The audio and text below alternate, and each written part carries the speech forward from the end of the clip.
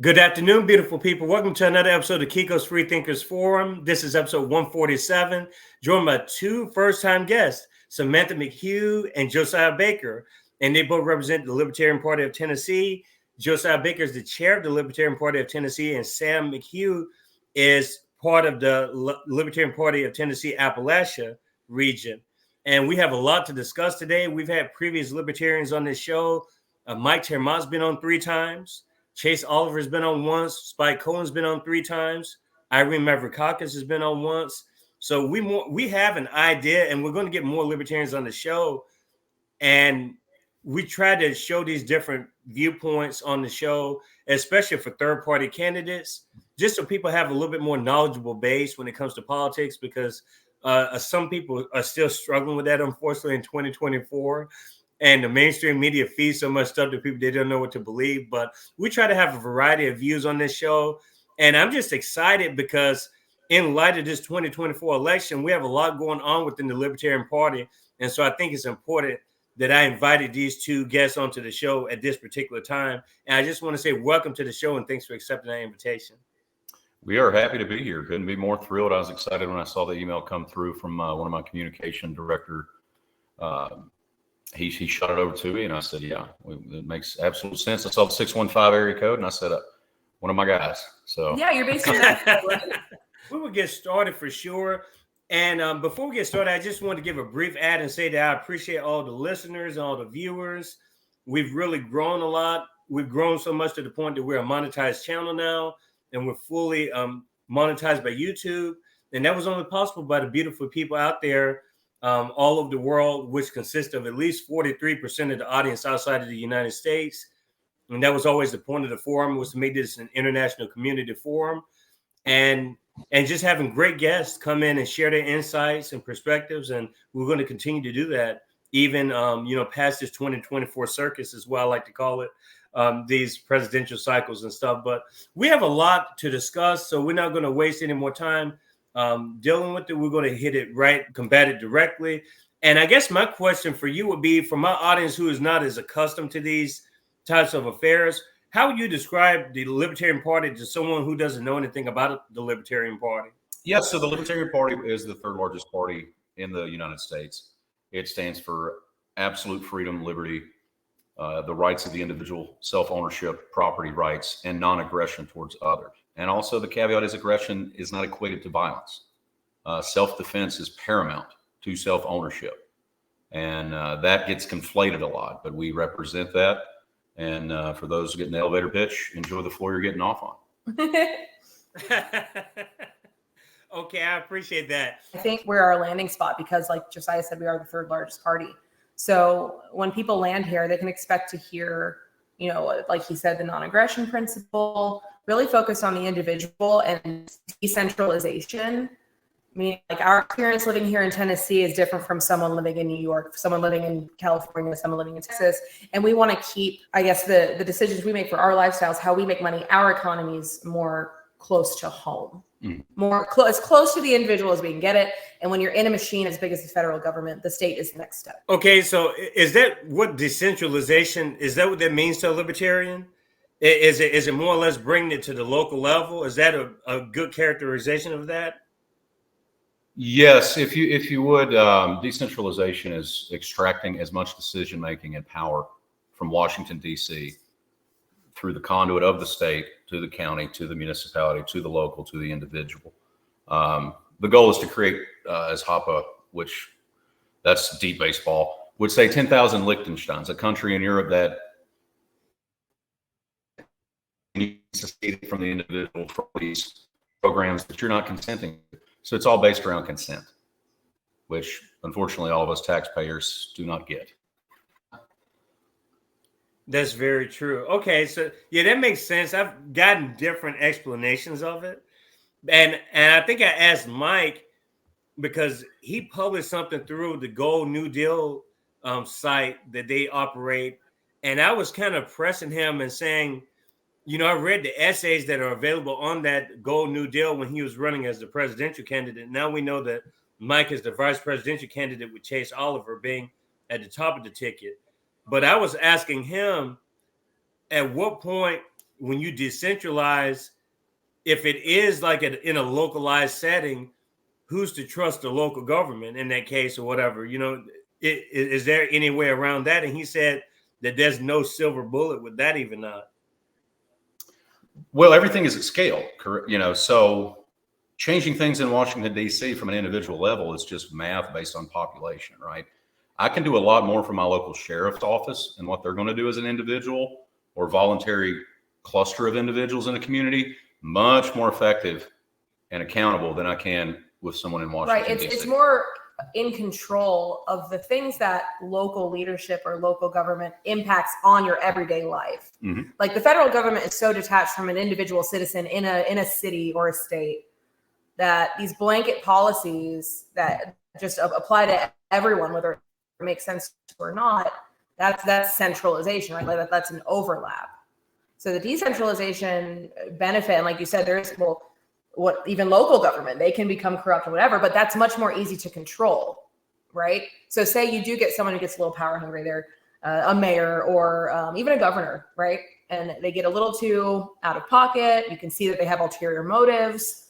It's that much easier to remove them from that position than it would be if they're, 6 layers deep in an organization like the big government and in people's pockets on a global level. So it's easier to control from a decentralized level, and they're more accountable and close to their constituents. As far as you two are concerned, Josiah, how long have you been involved in the LP Tennessee, and for yourself too, Samantha? Oh, I got involved back during the COVID tyranny era. I had been a personal libertarian since around the 2008 era of the Ron Paul campaign, because I'd hear him come on talk radio when I lived in Florida at the time. And he was the sweetest sounding guy, but he'd make me mad because I came from a neoconservative type background.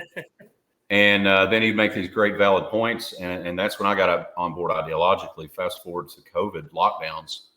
And I was very frustrated that a political party that quoted to espouse and carry the shield of the ideology that I believed in was not just eerily silent on COVID tyranny, but finding ways to explain it being okay through some of the biggest mental gymnastics I'd ever seen in my life. And I got really fed up, and I looked on Facebook, and I kept seeing this guy on Facebook, right, constantly sharing this Ron Paul stuff that I loved, constantly sharing, authors like Bastiat and all this anti-government propaganda that I loved. And I was like, I reached out to him. I'm like, dude, we were friends on Facebook. I love what you're doing. And it's this guy named Michael Heiss that apparently when I was in the music industry selling merch, I sold him a shirt at a concert. We hit it off there and, classic Facebook spamming. And he's like, hey, I started this thing called the Mises Caucus. We're in the Libertarian Party. We're trying to bring the Ron Paul revolution into the party because it's not had a home. You should check it out. And I never looked back. And so I went to my first convention in Murfreesboro, officially joined, and jumped straight in. And it's been a roller coaster ride, but it's been a productive one. Yeah.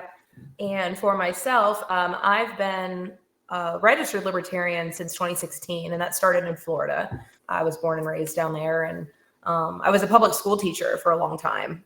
As things got more and more vested in the Department of Education and their standardized testing and the funding debacles, I started attending more school board meetings. I was already kind of sick of the Republicans and Democrats anyway, but that just having that career I had and being involved in a public, workforce, public industry, that's what made me register as a libertarian in 2016 down there. And I moved to Tennessee in 2022 and joined right away, got involved right away regionally, was really just kind of like a lot of us got into activism from COVID, like Josiah was talking about. We were already on the fence and kind of pissed off about everything, but the egregiousness of the behavior of the government during COVID really got us all, okay, we got to do something now. So you see professionals coming out of the woodwork, spending their extra time on more liberty-focused legislation and policy and the removal of it as well, of bad policy. But yeah, I've been here since 2022 in LPTN. Started out east in the Appalachian region.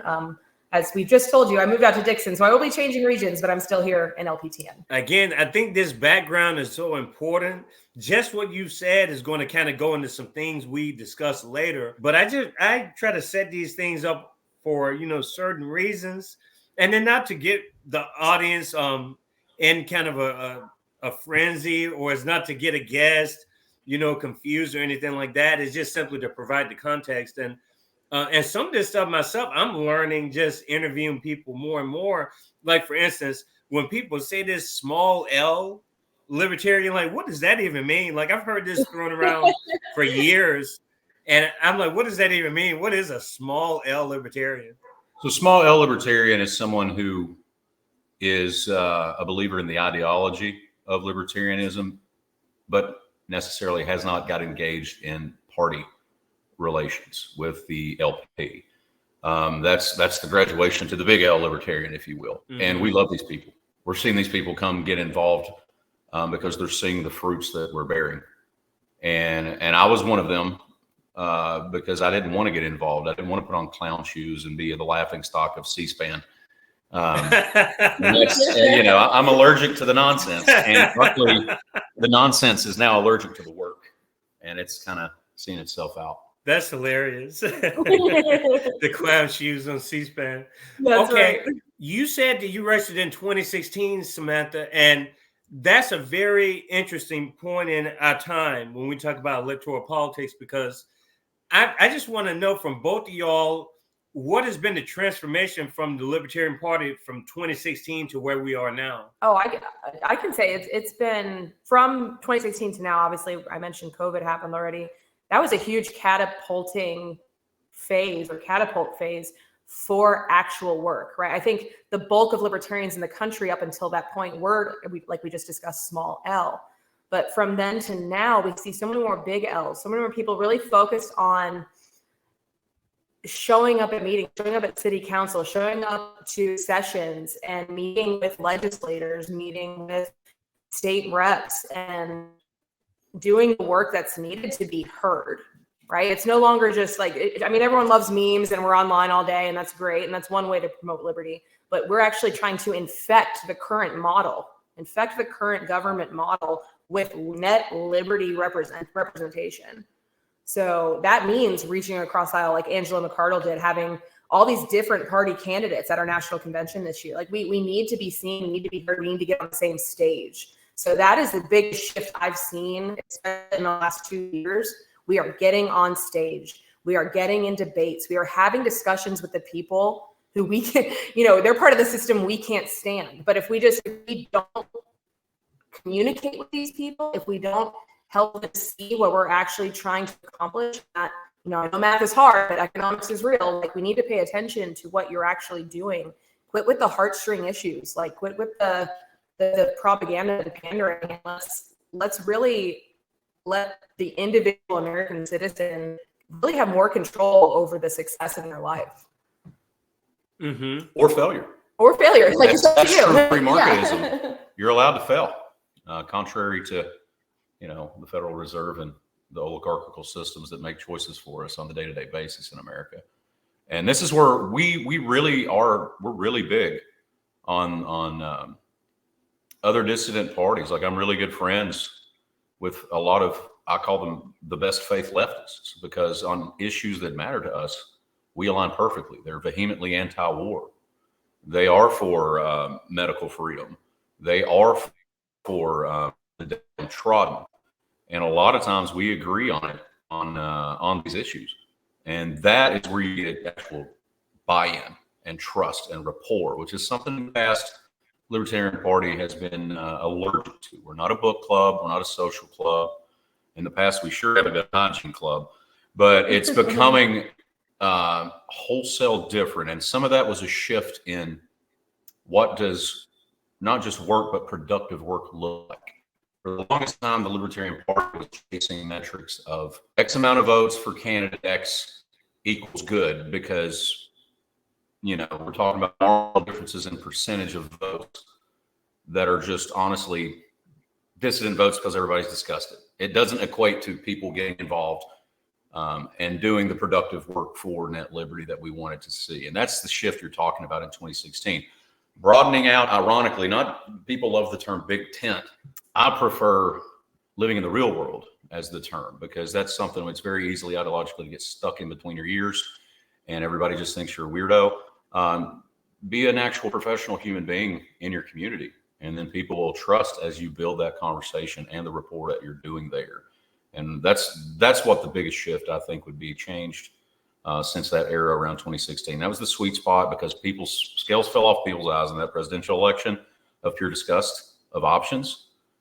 And someone's going to scoop them up. And our productive work is really doing it here in Tennessee. I'll tell you that. So you're saying that Gary Johnson got a lot of that support from just people just fed up with the system? Like it wasn't really because they had libertarian values? Is that what you're saying? Correct. It was protest voting. I mean, Okay. look, you had the two most unlikable. Look at South Park's episode about the election. The two most unlikable people.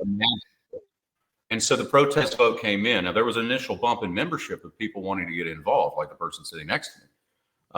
Numbers could be pulled and put in boring spreadsheets, and we could see how long it stuck around. But the onus is upon the party and the party leadership then, when people are casting those votes, to educate them and get them plugged in, because otherwise you're sowing the seeds on unfertile ground. You're throwing it on the rocks. You have to get these people plugged in and strike while the iron's hot when they're excited. And yeah, that's the shift you were asking about, and he kind of alluded to. As someone who's been in this in better part of a decade, it is so exciting to see these values that we've been trying to educate and spread. And if we start with protest votes and then you learn and we keep this ball rolling, like look at Donald Trump. He's talking about ending the Department of Education. That's libertarian. He's mentioned, and like his vice president nominee, Vance. Yeah, he I would talk to Ron Paul about what it would look like to end the Federal Reserve. These are all things we've been talking about as libertarians before I was even born. But with this latest shift since that kind of turbulent 2016 election, that's it's exciting to see. It's exciting to see Ron Paul trending as the #1 topic on Twitter again. Like, it's exciting. Yes, there's a lot going on. I followed the Libertarian Party for a while, and I think Josiah alluded to it earlier that I think he described it as well-meaning leftist or whatever, which I'm definitely a leftist, and I'm more in that camp. I consider myself a left libertarian, and libertarian in the sense that those things that you're talking about, I think we disagree with government, with like that aspect, but when we're talking about actual issues, I agree, like anti-war, personal freedom, like, freedom, what people want to do, when it came to medical freedom, I'm all for that stuff. I totally agree with. And I think there's enough overlap there just from not just protests and stuff that people kind of understand that part, that those people do exist. And the mainstream media does a good job of kind of fracturing that. But we know, just being on the ground and talking to people and stuff, that there's a lot of overlap with some of these, even with the Green Party, the Libertarian, there's a lot of overlap on some of these issues. And I think that there's a tendency to separate these third parties as a way to kind of, break coalitions and possible coalition building down the road.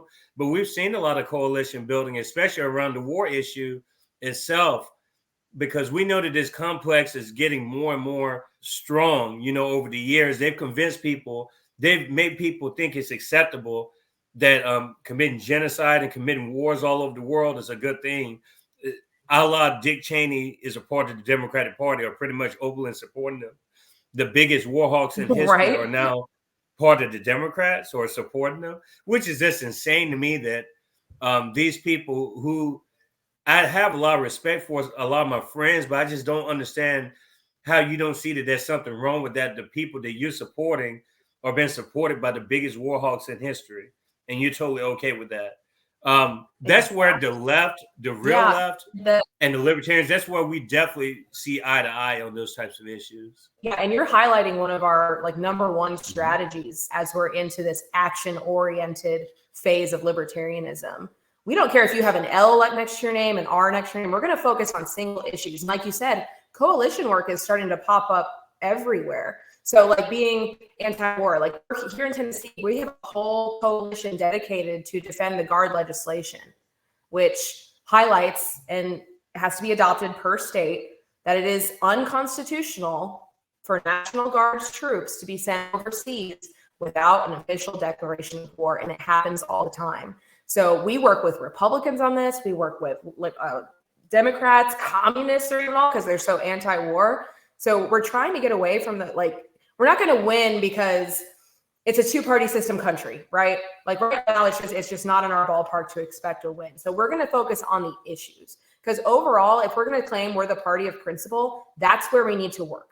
We need to work in the principle that we're anti-war. Okay, so let's work with anyone who is also anti-war. Get this legislation passed and keep our troops home.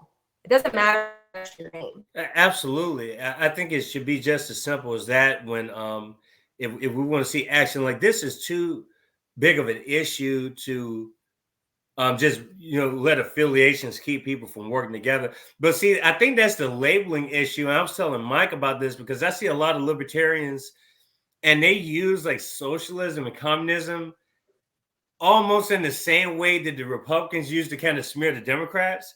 But a lot of leftists they get kind of uncomfortable with that because they're saying, we're not Democrats and the Democrats aren't anything like us.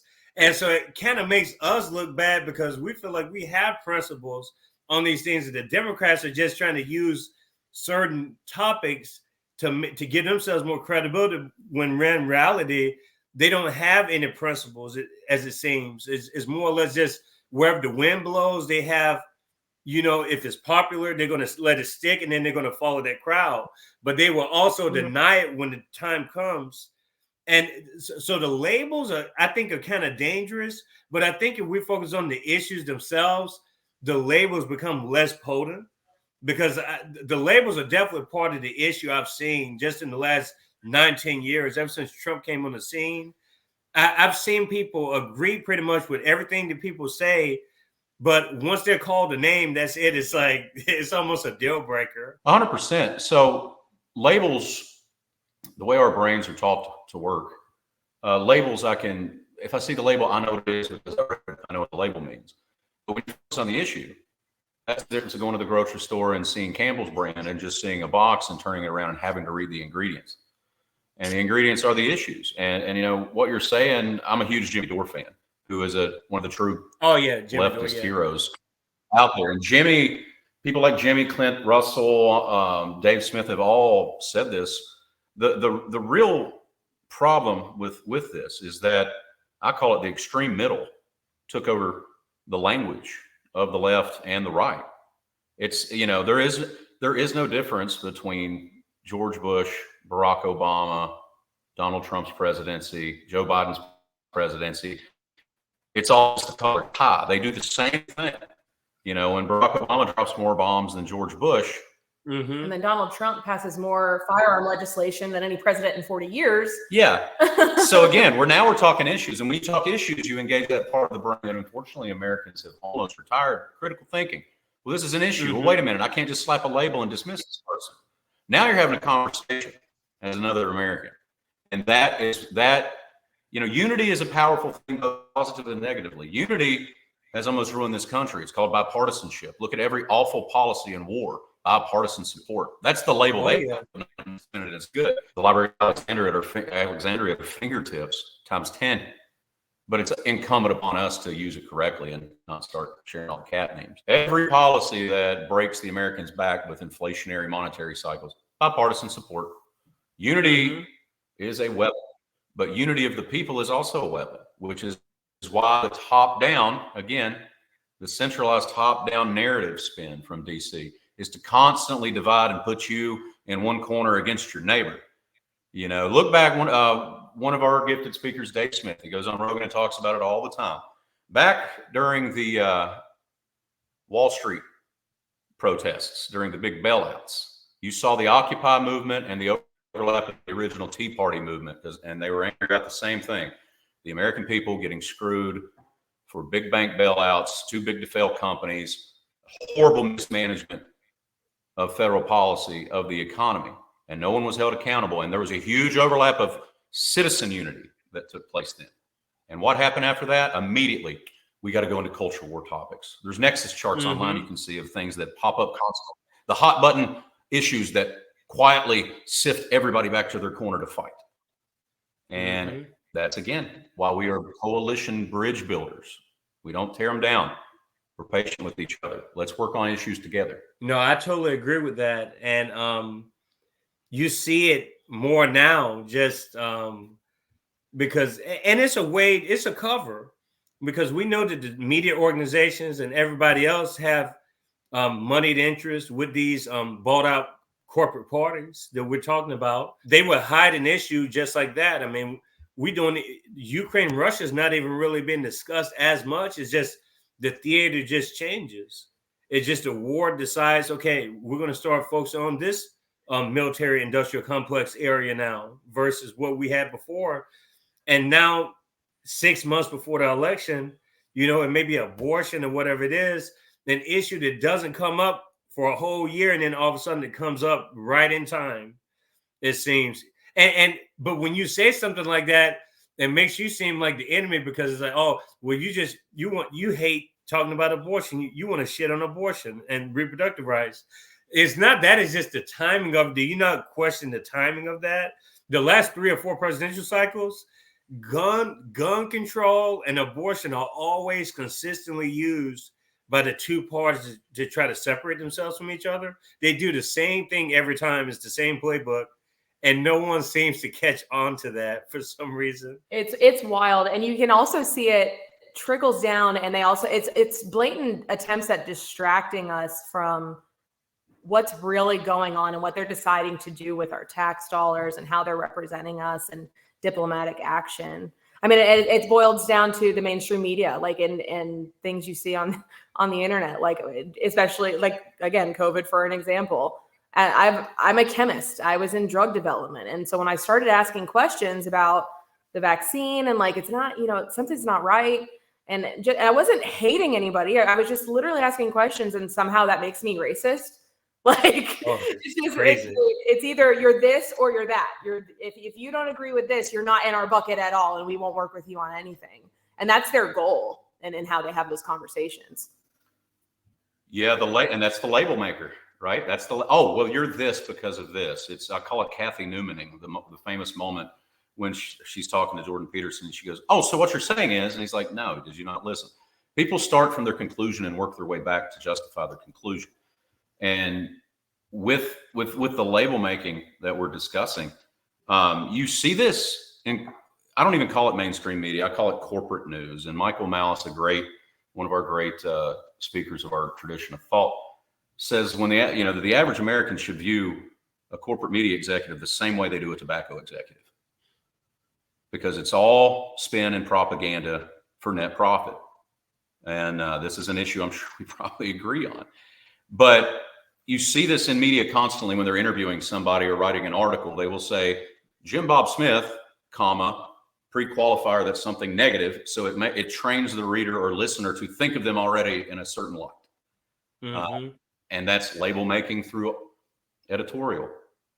But the American people, the funny thing is, the American people right now at the point, it's really hard to get into the weeds of this label making and hating your neighbor when you can't eat, you can't afford to pay your rent. And that's where we're at right now. Meanwhile, we cut checks everywhere else. Label doesn't stick when there's no glue in the factory.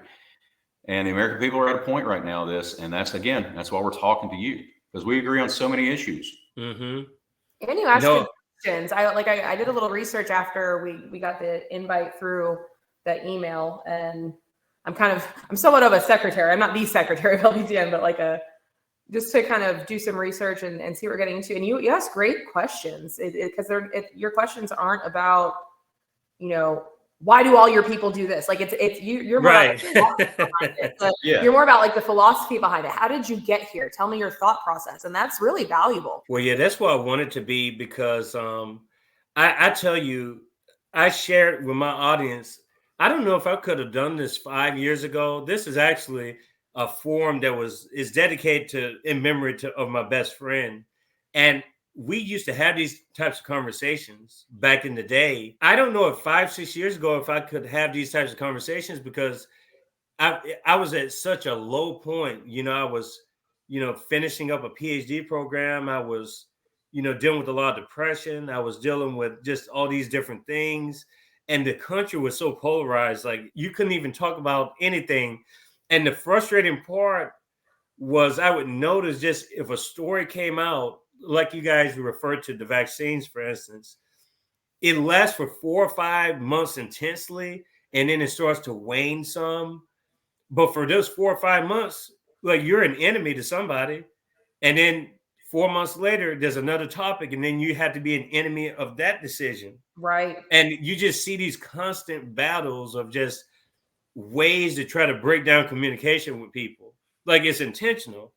But these people are so indoctrinated, they believe that no, it just means that I'm right and you're wrong. Like it just reaffirms the propaganda more and more. And that's what's so dangerous about it. The people who claim that these people are so narrow-minded are just as narrow-minded. And I wanted to find a way to engage with people regardless of where they stand, and kind of meet them where they are. And I think that it can be done. Like I think that this series has proved that it can be done. 147 episodes in, because I've talked to pretty much anyone you can think of. I don't like it when people disrespect other people. That's my red line. But if you treat people like respectively, I can at least hear you out, understand your point of view. Like we're not that different. Like no one is, honestly. They make it seem like these people are just so different from the other people. It's just, and I want to find a way to break through that. And that's the reason why I had these types of interviews. I'm not trying to break up people's relationships. I'm not trying to stir up controversies. I'm just simply trying to understand like the thought processes of people to kind of meet them where they are. And I guess apparently that's amazing to do now. I thought that's what journalism was supposed to be. Yeah. What a novel idea, right? Well, yeah, how novel, right? To actually, actually listen to people. But that's the way I see it. We are going to get into some things, because I have some concerns on things I've seen on social media. And the thing about it too is we're dealing with social media. A lot of this stuff we're dealing with becomes enhanced once it's on social media. Oh yeah. Because if I talk to some people on the street, it's a different sentiment versus when you see it on the computer. You see like 80 word characters, and you're like, damn, what does that person mean when they put that on there? It has a different effect on you, because you can't sense the person when they're there face to face with you. And so I try to get people face to face to see where they are. I'm just the non-Mises stuff is interesting to me, because I still don't really know what that is. Like I know Mike have tried to explain it to us before on the show, about Mises was an Austrian economist and all this and that. But where does the Mises Caucus play into this? And how does that differentiate from people who aren't associated with that caucus, for instance? Yeah. So the Mises Caucus is, as I'm sure I'd have to hear what Mike had to say. It's named after Ludwig von Mises, someone who the Nazis burned down his library. He fled to come to America in the lead up to the war. Phenomenal economist, kind of our Austrian School of Economy ground zero, if you will. And that's what it's named after. Now, the Mises Caucus within the Libertarian Party, that is basically the replication of the Ron Paul Revolution era in 2008, 2012. And the founder of the caucus is a man named Michael Heiss, a friend of mine. Full disclosure, I'm one of the national board members of the Mises Caucus. And it was wanting to get the Libertarian Party back to its first principle roots, getting out of identitarianism, getting out of constantly focusing on fringe, focusing on what we just defined earlier, property rights, the rights of the individual, and not just becoming a club, but becoming boots on the ground to do this. And we have multiple strategies, not just messaging, but we need the messaging to be on brand with libertarianism and at the same time be digestible to your common man. Now, that's a tough one to do at times because we're talking about complex ideas. But if things are true, they can be boiled down and be digestible. And so that's a big goal. And then the political strategy. I'll send you the link of the, it's read aloud and a readable essay. And it's the Libertarian Party needs to be honest with itself. Been around over 50 years. The average person out here is their perception of the Libertarian Party is it's, oh, these people show up every 4 years, screw up an election and disappear. They're not plugged in regular life, the day-to-day life. And we had to be honest with ourselves. You're not going to get, like Mike said, a silver bullet or, we don't live in Robin Williams' Man of the Year movie. And Libertarian Party needs to be honest with itself that the reason this is the case is because people don't know and or trust. And the only way you do that is at a local level. So our political strategy focus has really been, other than, you have to run a candidate here for ballot access or et cetera, we focus on decentralization, and the part B of that is nullification. And when people hear the word nullification, they might not know. I encourage you to read the Kentucky Resolution, Virginia Resolution by Thomas Jefferson for the ratification of the Constitution. It is the poison pill on scale of state and local bodies to tell the federal government if we don't do that here. Because the dirty little secret is you need, just like during COVID, you need state and local governing bodies and police to enforce these federal laws. Nullification is the key against that. So we focus on city council, county commission, school board, judge, constable, sheriff, these localized spots that can nullify state and federal edicts. And to boil that down, it's essentially recognizing that the changes we want to see and the control the government has over life has to be attacked. I call it baby steps or through like infection. Like it has to start small. You have to infuse these net liberty concepts of being able to choose your path and where your money goes. You have to start close to home and spread it out because that's how education happens. Like it has to be, there's a pragmatic approach to it. Of course, we all wish, especially libertarians that might not be involved with the caucus and even the ones that are. You just wish you could flip a switch and we'll get someone elected and everything's going to be great. But in a system like ours, in a country like ours, that's not going to happen. We're going to have to play their game a bit, beat them at their own game at the smaller scale and spread that upward. And that's really kind of the approach of being the Mises Caucus. And I'm a state organizer for the Mises Caucus here in Tennessee. So I take that strategy to heart because it's pragmatic, it's achievable, right? If we have the right people in place and have the right education in our communities, that's the place to start. We're not going to flip a switch and have a libertarian president. That's not how it's going to work. So that's kind of our approach as Mises Caucus members. Like you said, he's national board, I'm state organizer. And that's kind of what we try to do in our individual states as members of the caucus. And how much in contact are you with other state chapters of the Libertarian Party across the country? Frequently, more so in my region, which consists of, have a regional system of representation on our national committee. So more so with like the folks in Alabama, there's a ton of stuff going on down there in Florida, Mississippi as well, and then Georgia. Right. So it's kind of like this, like you consider it a Southeast region, right? We kind of group with those people. And to be honest, that connectivity happens more through the caucus than through LP National, because then you're talking about lots of people in certain states, and it's a little harder to connect individually with those. But the caucus helps us do is if we're all in line with this approach to get infused into representation in our counties and state, the caucus helps us stay aligned there. So like for just example, we have a Discord. Like we have a Discord with every state in the country and every chapter. And that access is available to share experiences, best practices, if you need help with something. And that's kind of how we communicate cross state lines. Yes. The reason why I'm curious about this, I just call it differences or different strategies. Spike Cohen described it as the libertarians that are different from him just have different priorities. Like that's the way he described it when I interviewed him.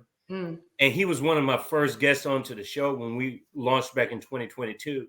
I don't know how it came to pass, but I guess it's through the people I associate on X. And I try to avoid as much communication unless it's an invite or just like liking somebody's status or something. I try not to engage too much on X as much as possible because it is a cesspool of shit sometimes. You are better off, my friend. It is like, wow, how the hell do people like coexist on there? Seriously. The people are just mad some of the stuff I see on there. But consistently, the Libertarian Party of Tennessee, the Libertarian Party of Louisiana, and the Libertarian Party of New Hampshire would always show up in my feed for some reason. And I don't know if it was just because of people I'm connected with or what. I'm sure it has something to do with an algorithm or whatnot. And so I would just, compare the statuses. And I'm like, well, I don't necessarily agree with that from LP Tennessee. I don't necessarily agree with that from LP Louisiana. But those two in particular, I like the way that their messaging is pretty consistent. But then some chapters are just like, okay, I have to say it. LP New Hampshire, some of their stats scared the hell out of me, just like reading them. And I'm like, is that just a person over that account? How does that work? Is this a collaborative effort? Is this a representation of the whole state chapter? Like when people put this stuff on there? So New Hampshire is its own thing. All the states are its own thing again. And it's not as much as I would like for them to be more palatable. There are people there that are going to do what they do. And at the same time, for context, they do have the Free State Project there, which is a concentration of little L libertarian liberty types. And they kind of want to keep, I think, New Hampshire its own thing and kind of put up a high fence to keep other libertarians out at times. While the shock and awe campaign for me, it might get clicks and views, but let's be serious. When people do clicks and views, they're doing things in their free time that, it's not meaningful, but they do their own thing. I don't agree with everything that they do. We try to keep things good and balanced in Tennessee, also productive. We are the largest followed party in the state of Tennessee. We beat Republicans and Democrats in that stat on Twitter for what that's worth. And we try to use Twitter not as a, own the other side, slam dunk, but more of a tool to not just sway opinion and inform. But, when we're sitting across the desk, when we're going to go up on the Hill when session's in and talk to people, I'm going to have them pull it up and say, hey, we have the largest followed political party here. We want to say that you did the right thing. And there's an accountability measure when you're actually doing the productive work of being in the real world.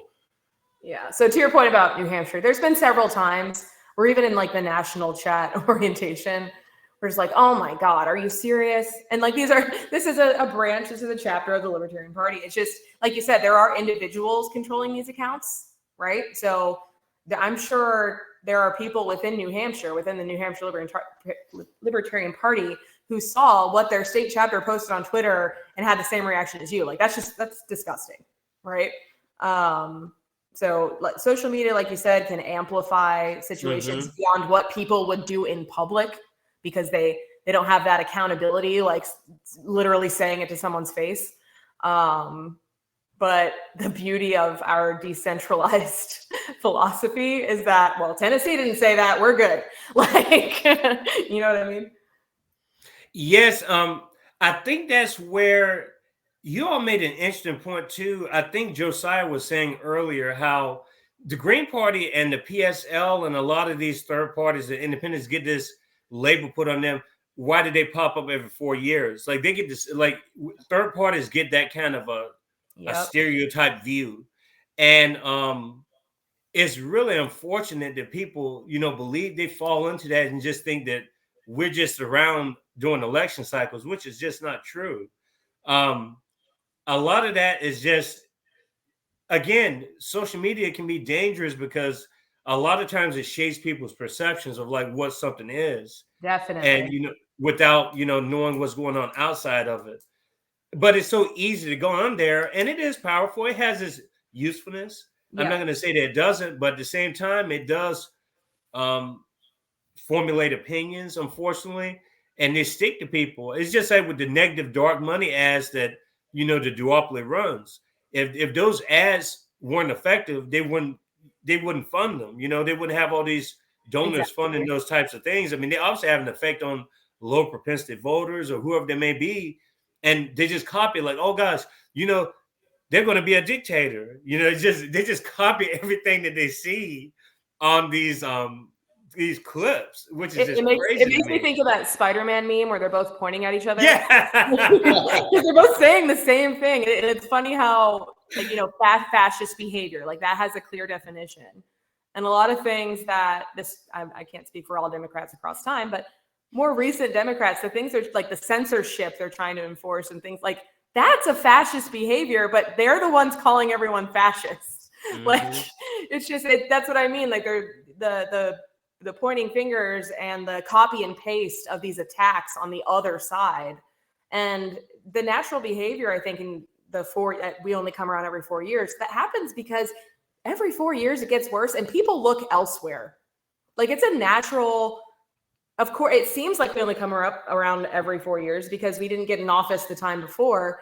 But when there's the duopoly doing their shenanigans again, people are like, what else is out there? And they go on the internet and they look around. And that's why they say we only come around every 4 years. Yeah. And you know, what's funny, the term fascism is such a non-term now. The United States for a long time has literally been Mussolini's definition of fascism, the perfect marriage of big business and big government. We live in an oligarchical system where the government helps big business stay in power and crush any small company underneath. They pick the winners and losers. And that's the reality of it. Again, you can throw the label out, but look at the actual. Like, I don't think you know what that means. Yes. Like, insert Princess Bride meme here. I don't think you know what that word means. But that's literally what this is. You know, look at the Beltway. Look at the DC Beltway, the richest zip code in the country. Wonder why? Look who's there. The military does, you know, Halliburton, Boeing, all the people, and the machine will eat. Eisenhower warned us this. The machine must be fed. These people need their fifth beach house. And whether you got to die to get it, regardless. And that's where, I agree with a lot of my leftist friends on this. And it's been great through dialogue and conversation, not 80 characters or less, actual have a coffee or a beer and have a conversation. And all of a sudden, when you're talking, you're like, you know what? We actually agree on that issue. We might disagree on how to get the best result, and that's okay. But at least we're agreeing on an issue here, and that's why we're issues-based in Tennessee. And that's the thing too. Tennessee is this electoral college stuff is mind-boggling, but it's also one of those things too where, like, we know that that's the system that we're operating under, and you will explain this thing that I know you get this all the time. Like, why would people support a libertarian in the state of Tennessee? You know, knowing how Tennessee is. And I ask those people, like, don't you have to start from something though? Like, you mean to tell me there's just such a disconnect? Like, there's no sort of, and I'm just like, what can we do to improve that? The fact that it's the third largest political party in the country, what's keeping, like, the amplification from happening just when it comes to just even granting interviews to people? Like, what is keeping a Jill Stein or a Chase Oliver or whoever it may be? There's already an infrastructure. Why aren't these people bigger than what they are? Like that, I guess that's kind of my curious question into this. Yeah, I mean, obviously there are gatekeeping. The gatekeeping exists in the media landscape. And then also, I go back to trust and rapport. It's easier to get trust and rapport when you're known locally. This is a bottom-up thing. You don't build a house roof first. You build it on a strong foundation, and that strong foundation is local activism, local elections, building that name rapport and doing it at scale. That's the model, and you have to deal with the reality that we live in here in Tennessee. You know, to put that L next to your name, whether it be L, Green, Kanye West Party, Mickey Mouse Party, whatever, you've got to get well over 40,000 signatures to be across the state. Now, you can do it at scale and count. You know, that is the difference maker there, where if you want to be a Republican or Democrat, it's nowhere near that. It is under 100. Right. Like here in Tennessee, you need 25 signatures to get on the ballot for a Republican or a Democrat. Anything else, any official other third party, not an independent, like a Libertarian Party, you need 2.5% of the previous gubernatorial election vote count. So here in this big ass state of Tennessee, that's, over, like he said, over 40,000 signatures. So that's a gatekeeping method, right, to keep those people out. And then it's the messaging too. Like as soon as, and this happens within my own family, I'm sure it happens a lot elsewhere. These people are infected with the thought that, oh, you're going to waste your vote. Like your vote doesn't even count. Like, but okay, say I vote non-duopoly, it's still on paper, right? And the more and more of the average person, or even the non-voter coming out of the fringe, sick of the duopoly, like they voted for someone else. That's data, right? So if they just keep them off the ballot, they can be like, see, your vote doesn't even count. Like that's how they do it. It's effective, but that's why we focus on what we focus on locally. Because then say you start at city council, then you get into county, and then a district in your state, and then maybe even all the way up to governor. Those offices are what eventually get to have a voice in what happens nationally, and that's the way we're going to have to get around the gatekeeping. But you're just going to pretend math's not real. Like I can't, my vote for someone else doesn't mathematically take away from another candidate, right? Like it's representing a piece of the country that is fed up with the two-party system, and the majority vote is actually the non-vote. So I encourage people exercise your right to non-vote too. Like if you're not happy with either candidate, don't vote for them. Like that also sends a message. And I just want to ask you all, do you have 15 minutes before we close today? I just wanted to make sure I got that in. Absolutely. Okay, awesome. And so I'm just going to give a slight ad. We've been an hour in. We want to give a slight ad to the people out there before we continue. Election night coverage we have here at Kiko's Freethinkers Forum starting at 6 p.m. Central Time to 11 p.m. Central, Tuesday, November the 5th.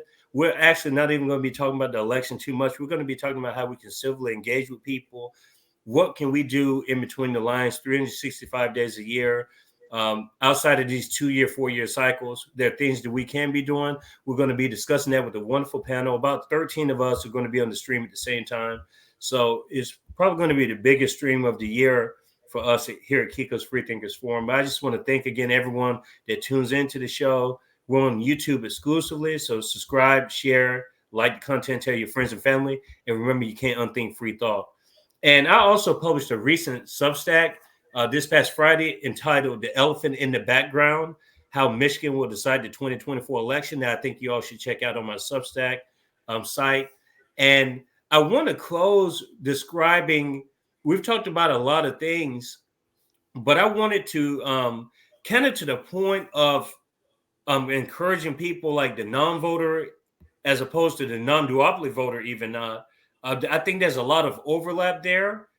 And I think that that's a great opportunity for third parties and independents to gain headwinds in the future with, there are definitely people engaged that are non-voters. Trust me, I've been a non-voter a lot of different times.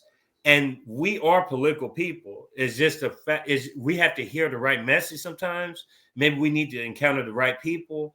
But I think that there's something going on to where the non-voter will become more of a voter eventually, because I think third parties and independents are going to continue to grow.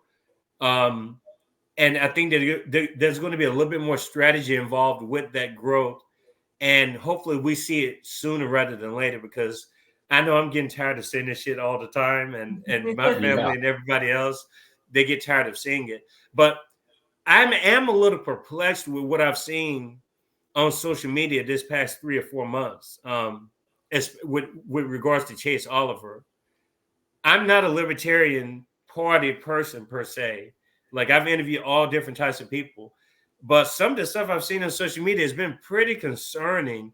And I'm just wondering what goes into that, because I've seen part of the Libertarians say, okay, I'm going to be behind Chase no matter what. And then I hear people saying, I think Trump is our best chance to implement libertarian ideas. And I know that he met with Angela McArdle that you all referred to earlier. And I'm just like, where is the Libertarian Party nationally when it comes to Chase Oliver? It seems like he's not as popular with some libertarians. And like, what are the reasons behind that? Yeah, so if you go to the Libertarian Party of Tennessee, it's pinned to the top on our Twitter. I wrote a personal op-ed that I would not be supporting him. And again, we get back to the term of consent, because he has numerous times in the past supported, I call it chemical castration for minors with sex change surgeries. And when I asked the question to myself and others, why can a child not get a tattoo? Why can they not get a mortgage? Why can they not get a house? Why can they not enter into a relationship with an adult? The answer is consent. And being in the ecosystem of Tennessee, operating within the reality of the political landscape in Tennessee, that is the first thing that pops up. And it is a no-go with the populace of Tennessee. And we have a lot of valuable coalition work to be done and to be continued done. I could not do it in good faith. I'll be writing someone else in. And even just this week, you can find the video of him going along with the federal government paying for transitioning surgeries. For prisoners. Yeah, for prisoners. And again, I think there are better things that taxpayer dollars could be used on, mainly returning it back to the payer. But this is where we diverged. Again, this was an op-ed. This was my personal. The results of that have people came back to the party based around the issue of children. People are getting engaged. We've got a list of influx of people that are going to be coming to us because of the op-ed, a literal physical list of people signing on board. And we've not only maintained our productive work in Libertarian Party of Tennessee, but it's now grown and swollen. And I will say it was a little scary. I was in the middle of a ballot access lawsuit where we had to get signatures to show good faith effort of how difficult and unconstitutional the current policy is about how many votes or how many signatures a third party needs to get on the ballot. So I was in the middle of a lawsuit on that, going around getting signatures. And as soon as Chase Oliver was announced as our candidate, I could no longer get a signature in Tennessee. Like just here in Tennessee, I can't speak for the whole country. Because I mean, even Angela McArdle herself promotes Chase Oliver as a candidate, right? It's now his principles and what he stands for and everything, and a lot of the values that he has are spot on, but a lot of them are not in line with where we tend to live. And maybe me personally, right? Like Josiah brought up the child issue and the supporting of mask mandates. And that's something that hit home for me. And just like you were alluding to earlier, there is a non-vote. You have to earn my vote. And for a lot of us here in Tennessee, Chase didn't do that. Now, we didn't keep him from getting on the ballot. We still let all the processes you need to happen to get someone on the ballot as an independent happen. And they still didn't get it done because unfortunately for Chase here in Tennessee, he doesn't speak to our constituents. And it's just, it's a multifaceted issue. I'm not gonna, if we just go along with it, then we're no better than the blue no matter who people. Yeah, it's blind partisanship. Right. So we're not right. If they don't stand for how we want to be represented as a third party, then we're not gonna do it. Because then we're no better than those people. Okay. Now I actually read that. I read your letter. And I remember when it was penned, like, because I follow you all probably for a year at least, I want to say. Because I followed Spike for a long time, like 3 years or something. So like I knew about LP Tennessee and Louisiana and New Hampshire, those 3 chapters in particular. But I understood your op-ed that you wrote, but what I didn't understand was like the support behind Trump, because I'm a person of consistency, and even though I'm not part of the Libertarian Party, I know that under Trump he was pushing like the vaccines pretty hard, and And Trump is definitely big government. Like, there's no indication that Trump is going to shrink the government. I know that he has like a different approach when it comes to the people that he's associated with this election cycle, like Elon Musk and all these other people, the Tulsis and these Democrat Party defectors, RFK Jr. But to me, there's nothing that speaks libertarianism to Trump. Like, I'm a left libertarian, and I just don't see how Trump is even remotely libertarian, just based on his track record. Like, I don't see, I understand that he's a little bit more anti-war, at least anti-war rhetoric, but we know that he did things just with easing the when it came to drone campaigns, he eased a lot of those possibilities for people to, continue with the drone campaigns, that Obama, we alluded to, draw more people than Bush. I don't know. I don't understand the Trump support from some libertarians, but maybe y'all can help me with that, because I've seen that and I was a little shocked to see that people are actually considering supporting Trump, and he's a duopoly candidate. Oh yeah. So just for clarification, are you under the impression that we are supporting Trump? No. I'm saying other libertarians. No. Yeah, because we're not. Definitely not. No. I'm not talking about you all. Yeah. No. Yeah, we're definitely not supporting Trump. I think there's a difference in supporting and influencing a potential winner on policy. And I think, again, what does winning look like? You're not getting a libertarian president. If you did, the question is, does he get shot at the podium or when he gets in the car after his speech? Oh, God. Literally, look at they tried to assassinate him, RFK's family. Let's be serious.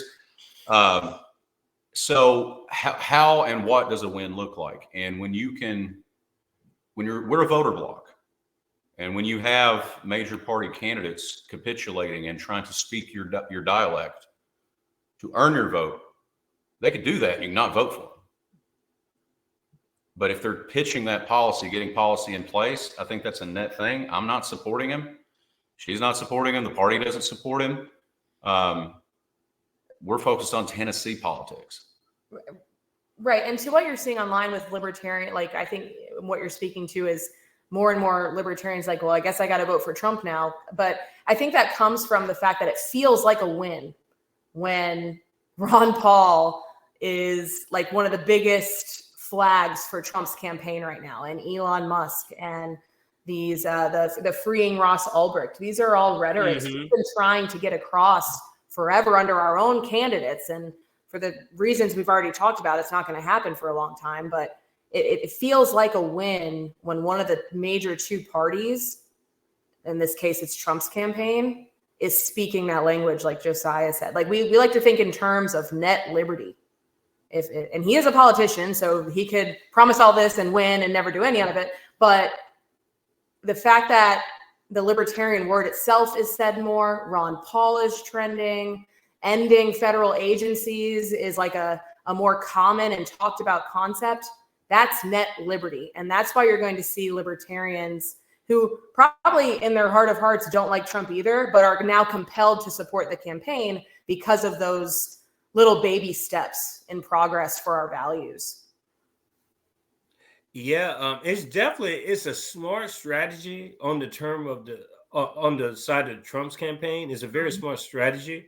I've noticed it, but he's always been kind of clever when it comes to like reaching out to different constituents. Like, he's done this before in the past. I'm not surprised by it. I was just a little shocked by it. It seemed like people were way more open to it than what I thought they would be. But that may be also a reaction to what has happened under the Biden administration too. I'm sure that plays something a part into it. I guess thinking mitigating the risk this time maybe, worth the consequences, especially like you said, Ron Paul. I've heard talk of he may have some connection with Trump in the cabinet. Like, I don't know how true this stuff is, but I've heard Ron Paul come up a lot the last 2 weeks. Yep. Yeah, man, it's wild. Gandalf the White has returned to the political forefront. He was Gandalf the Grey. Now he's Gandalf the White in his old age. And again, that's a net win in the zeitgeist of political theater. When your average person is sitting at work on their break on Twitter and they're like, oh, wow, what's this? And then they Google it.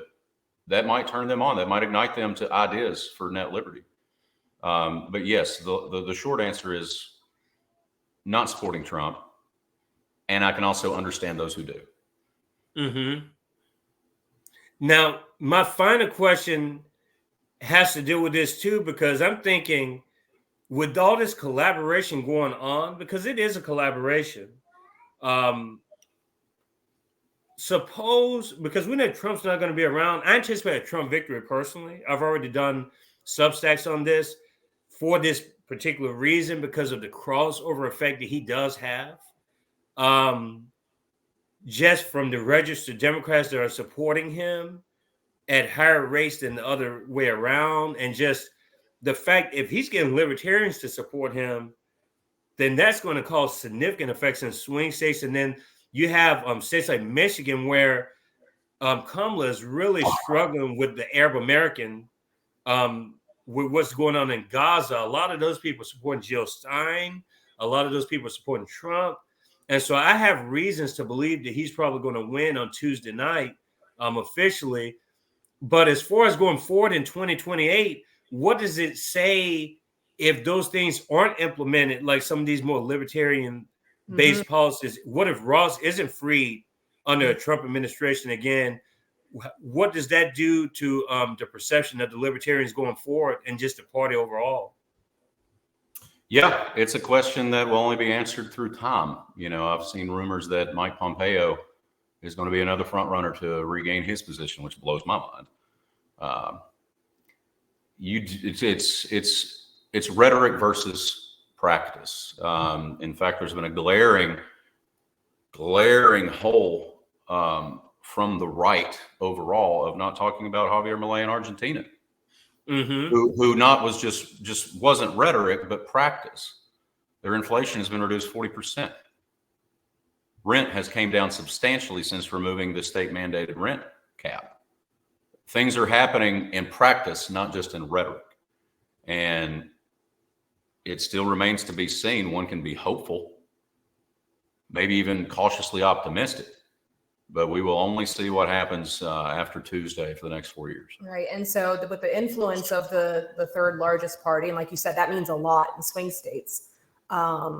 By 2028, say he doesn't do any of these super libertarian minded policies he's talking about, say he doesn't do any of it, then not only does he lose that little bit that got him past it, but that, I hate to say it, but it kind of just helps us even more.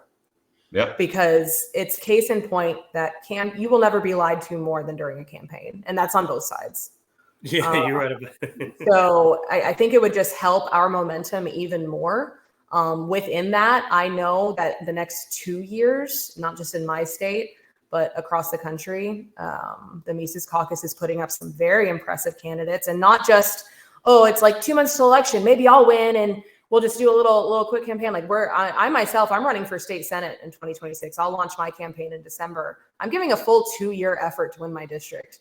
I'm in a smaller district. I know how many votes I need. I know who my competition is. This is going to be a concerted effort to get counties, cities, districts, get some gold in there with this momentum. And so if he doesn't deliver, like, you're going to actually have some representatives to deal with in some states, I think, by 2028. And build it at scale. Yeah. I mean, we just had a constable down in Athens, a member of ours. He won his constable race, and he is big on nullification. He doesn't like weed or gun laws. We have also a guy named Mr. Llewellyn up in Scott County running for sheriff, a 2-year, 3-year true campaign run, who comes from, that name carries weight there because his father was a sheriff, and he's big on nullification of gun and weed laws. We're not going to do that. Let's focus on actual violent crime and stop nickel and diming everybody to raise revenue. We have Keith Nolan down in Chattanooga running another 2-year race for a state seat. We've got that. It's the goal is to run electable people in winnable races to take reins back to the community. And that's just where we believe. And that's where we're putting our action. And that's kind of where we're at in LPTN. Yes. Okay. So I did tell a lie. I have one more question. I knew there was something else that I had to get to. Okay. So Mike and Chase, they're both running together. Chase at the top and Mike at the bottom. But Mike is part of the Mises Caucus. I thought that would help Chase's case a little bit more. Is that considering people in people's mind? Is that a part of that consideration or not? Because I thought that was an interesting dynamic, because I've interviewed both of them and they came across as having slightly different priorities. But I know that Mike seemed more like a constitutionalist to me than Chase did. And I was just wondering, would that balance, be a good thing? But I don't know how that works as far as because I know even with Spike, for instance, it seemed like to me back in 2020, I think it was when Spike ran with Joe in 2020, it seemed like, from what I perceived, it seemed like Spike was preferred over Joe. Just from the people I talked to, it seemed like Spike was more popular than Joe was. That's just the way it seemed to me.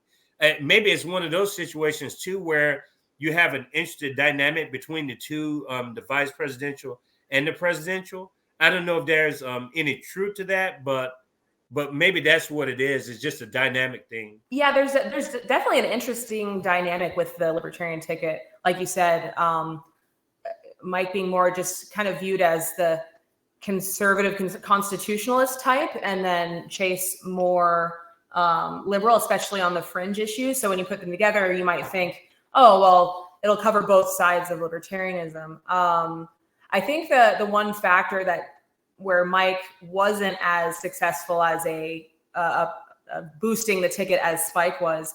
Mike is a member of the Mises Caucus, but he's a member of all the caucuses. He'll say how much he loves caucuses, which is great because he gets all the different perspectives. And I love Mike. He's one of the most well-rounded, fundamentally understanding, especially in economics, people I've met within the Libertarian Party.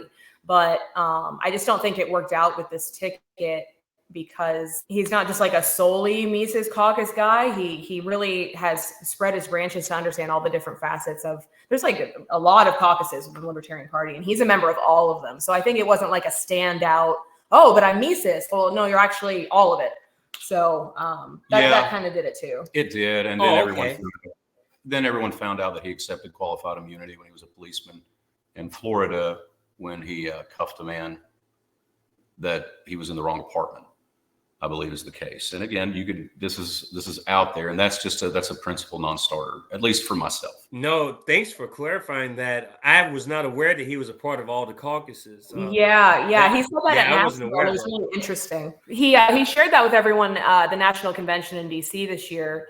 How much he really appreciates caucuses, because it does lead to more single issue coalition work and things like that. But that's why he's a member of all of them, so he kind of gets a taste of what everyone's concerned with in varying states. Okay, now that makes a lot more sense, and I'm glad I asked that question. I think that's all I have today. But if you all want to just spend like the last minute or two to tell people if they had a question or a comment, what would be the easiest way to get in touch with you, Samantha and Josiah? And thanks again for coming on to the show. This is episode 147. And thank you so much for having us. And congratulations on getting monetized. I know that's not easy. So thank you again. For all things LPTN, obviously we have our website, www.lpn.org. Me personally, it's just my first name, last name, samantha.mchugh@lptn.org. And I'm at Mountain Mama 988 on X/Twitter. So there's a good amount of memes on my Twitter, but there's also all the activism things, and like we had major rescue and supply deliveries to Hurricane Helene victims, and basically everything going on in Tennessee from a libertarian perspective. You can find it there on my Twitter. Yeah. Again, Josiah Baker, thank you for having us on. As she stated, lptn.org/join. We have a join button now that works. Yay. If you want to just join, get involved. And something else that I will say, even if it is not one of our party candidates, if it's a major party candidate, if it's an independent, if they're in your community, have them reach out to us. We do a candidate survey based on issues and give them a public grading. And this is something that just to inform the populace every election cycle. And if you are interested in a formal endorsement from the party, that is one thing. Reach out to us. You can reach me at chair@lptn.org. And you can find my non-active Twitter. I am at Hopbard, HOPBARD. I tend to, she's better at Twitter than me. I'm a tech boomer. I can run a fax machine kind of good. I had a great time here, and beautiful people. Again, you don't want to miss out on that election night coverage this upcoming Tuesday, November the 5th. And we just have so many guests coming on down the road. I'm not going to reveal all the names. I'm just going to keep them in the dark for right now. But stay tuned. Subscribe to the channel for free. It doesn't cost you a dime, just a little bit of your time to expand your mind. And remember, you can't unthink free thought. Enjoy the rest of your day, beautiful people. And cheers, everybody. Bye, Kiko.